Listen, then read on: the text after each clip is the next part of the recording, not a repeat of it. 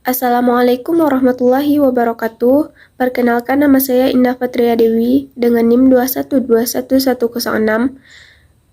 Saya dari kelas PIC.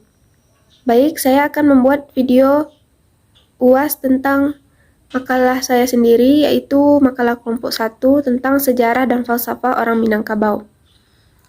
Yang pertama, Tambo Alam dan Adat Minangkabau.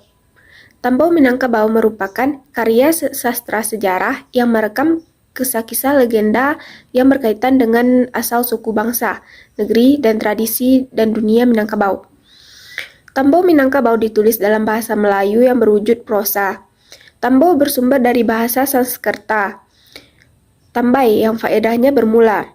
Dalam tradisi masyarakat Minangkabau, Tambo merupakan suatu warisan turun-temurun yang disampaikan secara lisan. Kata Tambo atau Tarambo dapat bermaksud sejarah, hikayat, atau riwayat. Maknanya sama dengan kata babat dalam bahasa Jawa atau bahasa Sunda. Yang pertama, Tambo Alam Minangkabau. Diceritakan pada zaman dahulu, ada seseorang raja bernama Iskandar Zulkarnain yang berasal dari Makedonia di benua Ruhum Eropa. Raja Iskandar telah menaklukkan banyak daerah hingga ia tiba di tanah bahasa India. Di sana ia menikah dengan putri India dan memiliki 3 orang putra. Menurut Warih nan Bajawe, pusako nan ditolong, ado usuanyo kalu dikaji. Iyo dalam Tambo Lamo, sapiah balahan 3 jurai. 2. Adat Minangkabau. Adat Minangkabau terdapat 4 bagian. Yang pertama, adat nan sabana adat. Adat asli yang tidak lapuk oleh panas, tidak lekang oleh hujan. Adat ini berisi ketentuan adat yang bersifat inti dan mencerminkan identitas Minangkabau seperti hukum pewarisan, pembagian tanah ulayat, pengangkatan kepala suku, dan lain-lain. Yang kedua, adat istiadat, berisikan kebiasaan-kebiasaan yang berlaku di tengah masyarakat. Yang ketiga, adat yang diadakan, berisi undang-undang beserta hukum yang berlaku. Yang keempat, adat dan taradai, merupakan konsensus atau mufakat bersama dari masyarakat.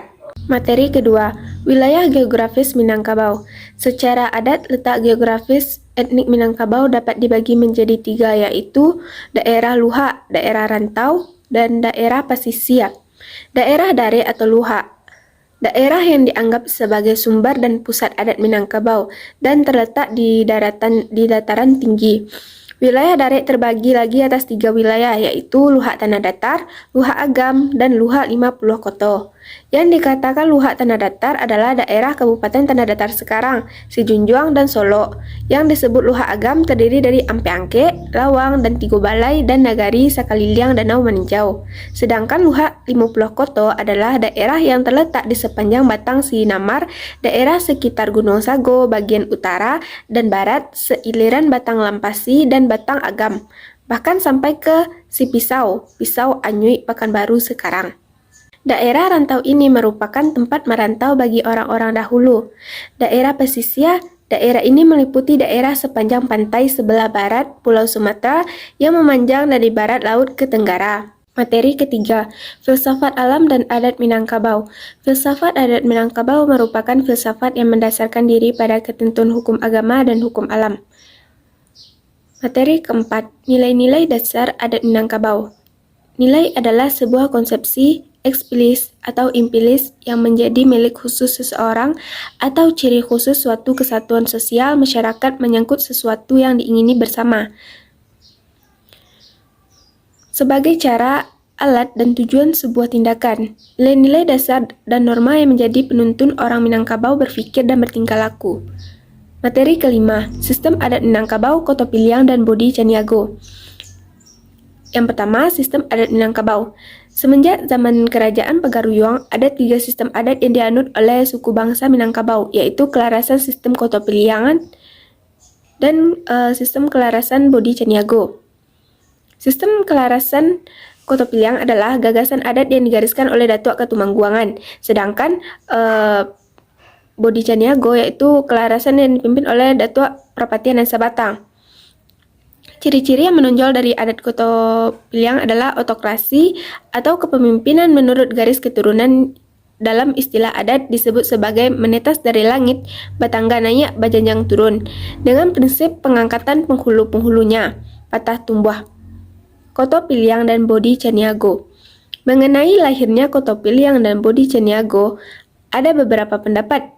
Datuk Batuah Sango dalam bukunya Tambau Alam Minangkabau mengemukakan sebagai berikut. Sesudah itu mufakatlah nenek Datuk Ketumangguangan dengan Datuk Perpatian dan Sabatang. Dengan Datuk Suri Dirajo hendak membagi kelarasan. Maka dibagilah oleh orang yang bertiga itu menjadi dua kelarasan. Sebabnya dibagi dua kelarasan itu karena yang menjadi kepala atau yang punya pemerintahan adalah Datuk Ketumangguangan. Dialah yang menjadi raja pada waktu itu. Sebab Datuk Ketumangguangan adalah anak dari raja dan Datuk Prapatiah ini yaitu di bawah Datuk Ketumangguangan sebagai berpangkat Mangkubumi atau Perdana Menteri, karena ia adalah orang yang pandai mengatur kerajaan sehingga negeri Pariangan Padang Panjang menjadi besar dan sempurna peraturannya. Sekianlah video yang dapat saya sampaikan. Kalau ada kata-kata saya yang salah, saya mohon maaf. Wabillahi taufiq wal hidayah. Assalamualaikum warahmatullahi wabarakatuh.